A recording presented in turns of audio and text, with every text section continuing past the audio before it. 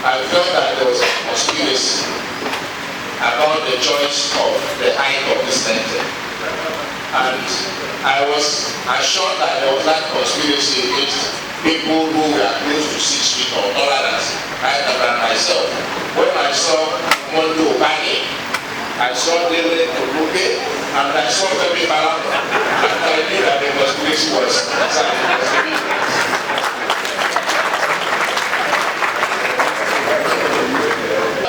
to about 3 people here who are height challenged. But personally, I take consolation in the fact that you may even become the president of Nigeria, notwithstanding your height. Because in that category, you have the vice president of the republic.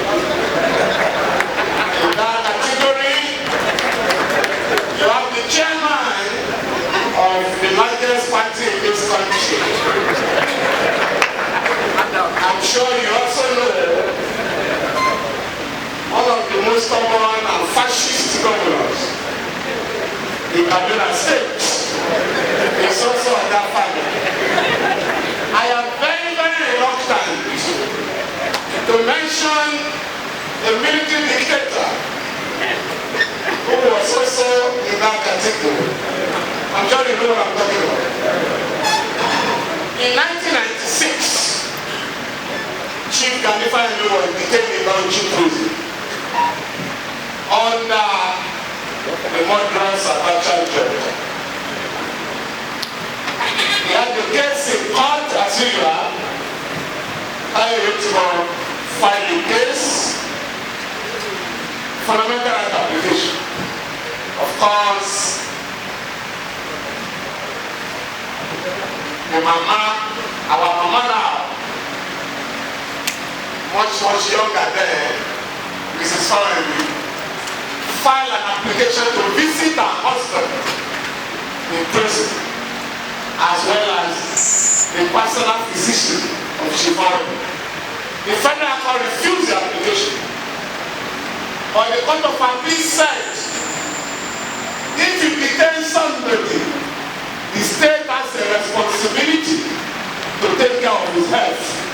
And if the state is unable and the detainee offers to treat himself, the state shall allow him. And on that basis, the court of appeal granted an order that Mrs. Fawehinyemi and his personal physician be allowed to visit regularly in Bauchi prison. When I had cause to remind this regime, the Buhari regime recently, that even under the Buhari military junta, 30 people who were ordered to be released by the Lagos High Court were released. We gave their names and the names of the judges who handled the matters. I'm happy today, some of those cases were handled by lawyers here. Police Agbakoba, another. Now, just last night, the Attorney General of the challenged federalism as I'm sure you are aware of the Agbakoba.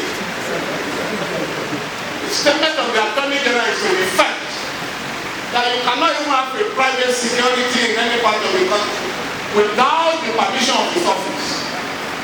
You know that's what he said, that his office was not consulted. I thought these governors had the business of consulting their own attorneys general and not the Attorney General of the Federation. I pray that the Lord continues to comfort the family on every side, and may God continue your hold so that the family left behind will be one united and indivisible family. And I pray that may the success of the children and grandchildren exceed all expectations. Federalism is that you look at the state of the people and you try to decide what is best suited for them. Now clearly with the diversity of Nigeria, in my opinion, we cannot have a centrifugal federal structure. Don't work. We have 300 odd sub-nations in Nigeria with at least 6 major sub-nationalities that Vice President Ekweme so eloquently described as the geopolitical zones. So if those geopolitical zones have been constitutionalized, we will have no problem. So that is the challenge we face. How can we overcome and overturn the Abdus-Salam constitution? Here's where Femi and I disagree, don't we? Let's see what you think.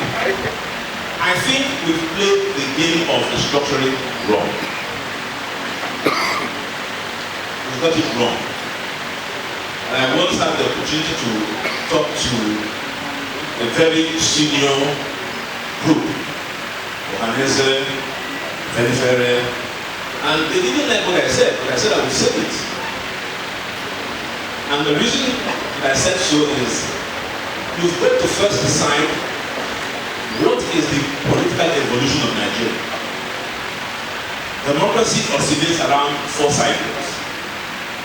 2 are not even democratic. The first is an authoritarian state like Abacha. Then, with all the struggles that we did as human rights activists, we can push to a semi-authoritarian state. Shivani and I came out. It was actually right. Colonel Pono Tutumo was a madman, mental. He actually asked his boys to beat us up. But his boys told him, "Oga, we can't do it. Even if you are going to fire on, we can't do it." But 1 or 2 of them attempted to slap us, you know. I greet everyone and my good friend. This is a season of predictions. I can predict one thing, that if you measure the height of my friend, it will then diminish. For the rest of his life, that height will not diminish. That's my prediction. I refer to another case where the doctrine of the rule of law was actually taken up by Khalid White, that erudite jurist. He referred to the great writer A.B. Dyson and said that the theory of the rule of law, which is now commonly canvassed and resorted by politicians, journalists, and even lawyers to describe innovative situations, seems to be much wider than the formulation of the rule by Dyson in the late 18th century. It is different from the rule familiar to constitutional lawyers. The principles in the rule as stated by Dyson are 3. The first is the absolute supremacy of law as opposed to the excess of arbitrary power. The second is the equality of all persons before the law. And the third is that the Constitution is the result of the ordinary law of the land as interpreted by the courts. Now, the remarkable significance of the role of the courts in the maintenance of the rule of law in any nation was well captured by that great thinker, Oliver Wendell Holmes Jr. in his seminal work, The Path of Law, The Path of the Law, where he wrote inter alia that the prophecies of what the courts will do, in fact, are nothing more pretentious are what I mean by law. Like an intellectual and a pastor. I never knew that I was so familiar with the Holy Bible. It's been a very productive series because we are being highlighted with some of the current happenings in Nigeria, just like under the topic Olisa Agbakoba spoke on federalism. He raised the issue of the Amotekun, whether in a federalism this ought to be tolerated. And of course, it was posited that clearly this is an issue if Gani were alive, he would have taken to court. And of course, we have continued to hear so many things about Gani and particularly the judge who represented the Chief Judge of Lagos State stated that he hopes that we all imbibe a form of Gani conduct in the practicing of our profession. Thank you very much. First of all, I need to commend the NBA branch in Ikeja because it's not an easy task. They have done it consistently and they have stood on the grounds and facts and beliefs of Gani Fawehinyemi. So I congratulate them. And on particular issue of today, they have been able to highlight the role of lawyers and the NBA in standing up against the executive excessiveness. And so many issues have been highlighted, like where the former Chief Justice of Nigeria was removed, and the issue of where a citizen is granted bail by a competent court of jurisdiction and the executive will now be very, very unwilling to release the person from detention. So these things harmonized together have made us stronger and believe that the NBA as a body can take up some of these issues and call on the executive government to order. In fact, I really appreciate the foundation and what they have been doing for years. You see, revitalize lawyers' mind towards advocacy and to fight for the rights of individuals and the community. Because that is what Gani has been doing until he died. And we really encourage the foundation. And by what is happening today, when we remember him, we remember the fights that he had been doing before. So it's now left for us to start from where he stops, to continue the fight. All right, beautiful people, you are still on Bottom Line TV. So we are live right here at the 16th annual lecture of Chief Gani Fawehinyemi. What's the take about it, sir?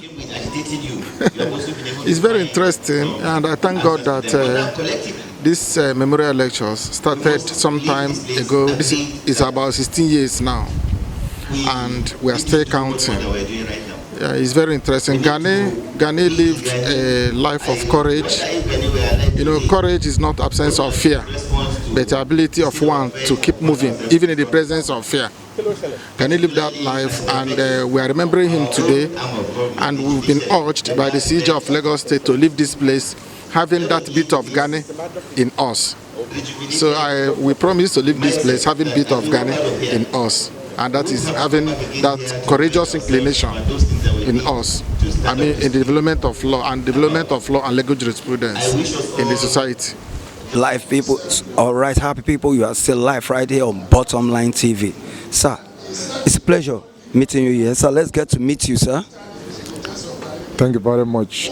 Of course, you know, my name is Colonel Udofia, the founder of CMC Gladiators of Repute and the convener of CMC Africa Award. I am actually a friend of the lawyers, like you all know. Okay, so we are live right here at the 16th annual lecture and symposium of late Chief Gani Fawehinyemi. What's your take about it, sir? Well, for me, this lecture has become an annual rituals organized by the NBA Ikeja branch to actually celebrate a very great man, an activist, a man of the people, a man who lays his life for the progress of the oppressed. So for me, I feel very happy each year to be part and parcel of this great lecture, and I'm very happy to be here. Very educative. I've learned a lot from the two lectures, and they've opened my eyes to a lot of things, and I didn't regret coming to this place today. I've learned really a lot. Chief Gani Fawehinyemi has immortalized himself even before his death. So what we are just doing here today is to remember the fond memories of a very great man. As you can see from everything that has happened here, Nigeria and Nigerians are greatly missing Chief Gani Fawehinyemi. Because we believe that if she had been alive, most of the challenges that we have in this country today, most of the impunities that this government has imposed on Nigerians would never ever have happened if she is alive. So the call, really, or the challenge, is on these lawyers that are talking. All of them. We should begin to ask, why is it that none of them have been able to step into the shoes of Chief Gani Fawehinyemi? Why is it that they have all become cowards, that they cannot stand up for the people of this country? Chief Gani Fawehinyemi stood up, and that's why he's being remembered today, 16 years after. All of them that are talking here talk is sheep. Where are they living today? They are living in the opulence, they are living in GRAs, and can they lead any struggle again today? They cannot, so it's just not enough to come here to come and speak. They should live up to their responsibilities. And I even challenge them. Why is it that they are not being able to raise a generation of younger people that can take over from them, that can take over the struggles? Except for Moyele Sowore. Have you seen any other person that's coming up to do anything? So it's a slight on their persons. It's a slight, so they must really wake up. They must challenge the impunity of this government. Otherwise, they are going to be the first losers, because they are the people that will lose their jobs. It is only when there is no law and order that lawyers can operate. If MC Oluomo becomes the governor of this place, or Gani Adams, they will know that Kaki will be leader. Thank you. Because he accused he asked the government to explain the disappearance of the sum of 500 million naira. Wow.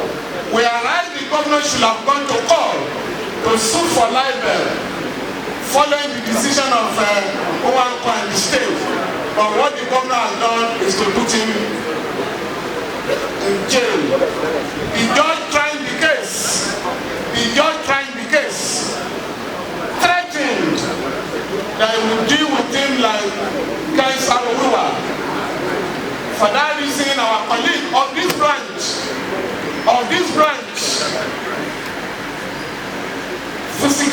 Fusika said, who is now leading the defense in Calabar from the Calabar end, he has sent a petition to the chief judge for the removal of the case. But as soon as it was even published that the judge had threatened to hand the lingo this Kensawewa model, he had to write a petition from prison. The judge on his own has withdrawn from the case. Madam, the branch would like to commend you and to assure you that the branch will reinforce the defense of your husband, so that very soon